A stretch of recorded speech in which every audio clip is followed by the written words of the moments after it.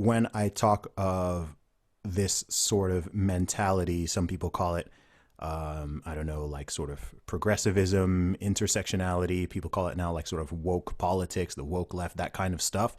It's very religious in nature. So it's like a lot of these people have substituted the role of traditional religion with something that, in my personal opinion, is far worse, right? So they still have ideas of original sin, all right? That's white privilege. That's male privilege. Okay, so no matter what you do, you're a white male, so you've got to bow forever, right? You are privileged inherently. Society is set up against you. You must bow, and you must, you know, you must sort of appease the mob. There's nothing you can do about that. You've got cancel culture, which is like excommunication. Even in terms of the slogans and the chanting and the street demonstrations and all that kind of stuff, it's like that's their version. It's almost like their version of church, you know? Yeah. And so I draw a lot of parallels with it. So that's why I say that it's kind of religious in an old school sense. So if you think of like an old school or sort of a very fundamentalist, like very sort of hardcore fundamentalist religion, where it's like very unforgiving and sort of aggressive and hostile towards outgroups, etc., or even people who are in the in-group who err, that is what I'm seeing sort of taking hold.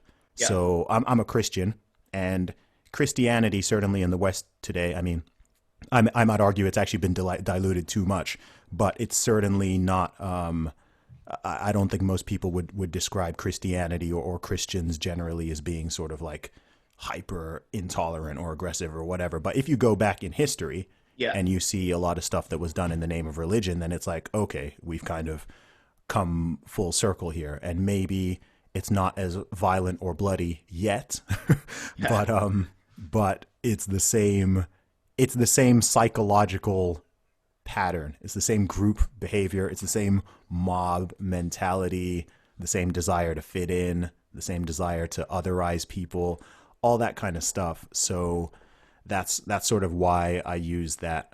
That's why I use that language in terms of describing it as being somewhat of a religious phenomenon. Yeah, no, I definitely agree with that. I mean, I also think that there's this kind of ability to shut out any alternative viewpoint instantly and just dismiss it as dangerous, which is blasphemy.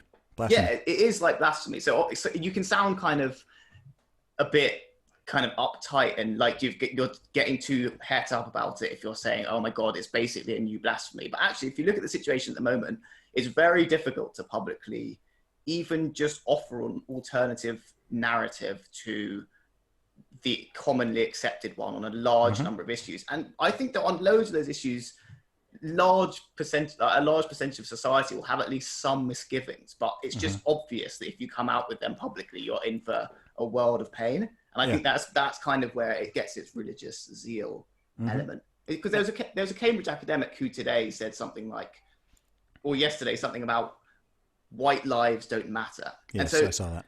It's such a religious way of framing what you think. Obviously, you can justify it with the theory behind it, because you can justify anything with large like amounts of theoretical like discussion. But basically, anyone who says something like that publicly and is in a mainstream institution, and it's the fact that it's worrying to criticize her because you're going to get hounded by people is just a good and Cambridge leapt to her defense, despite the fact that previously they'd prevented Jordan Peterson. They'd rescinded his offer to do some teaching there. So, this is the thing. The hypocrisy within the whole thing and the double standards are unbelievable. And look, I'm someone who's I try to be very principled, and I try to apply my principles very fairly and equally and consistently.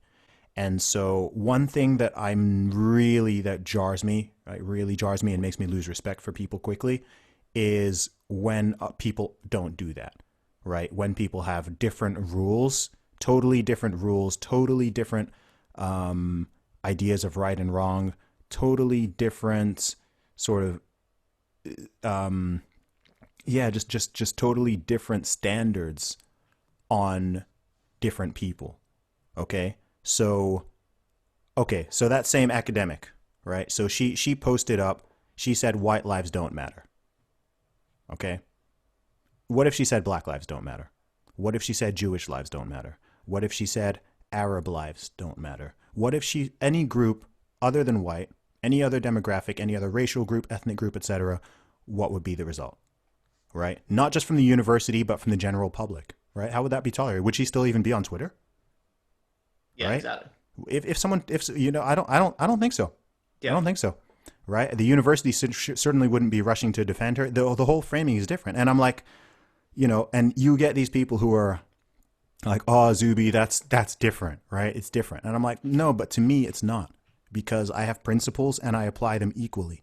So if it's fair game to say one of these statements, then it's fair game to say the other.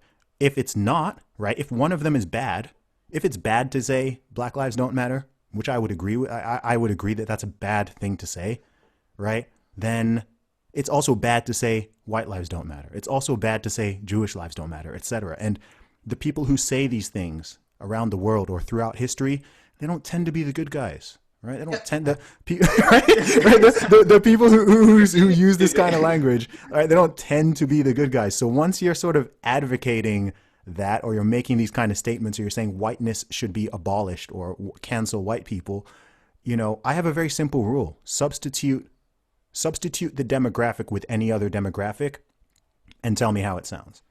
If it sounds racist, if it sounds sexist, if it sounds deeply bigoted, it probably is. That's my rule. The other thing is that you can use anything can be justified using like political theory, because taken to its end point, you could come up like everyone who's ever said that any group of people's lives don't matter. Like in communist China, it's like the middle class peasants' lives don't matter, or in Russia or wherever it is that they've said X group's lives or Jewish lives don't matter in Nazi Germany. Those people probably genuinely thought that they were making a good point and were acting morally, and they probably had some sort of theoretical justification for it in their minds. Yeah. But the fact that you can justify it doesn't mean that it is therefore something which we should be tolerating in public discourse because it's somehow deemed progressive at this time.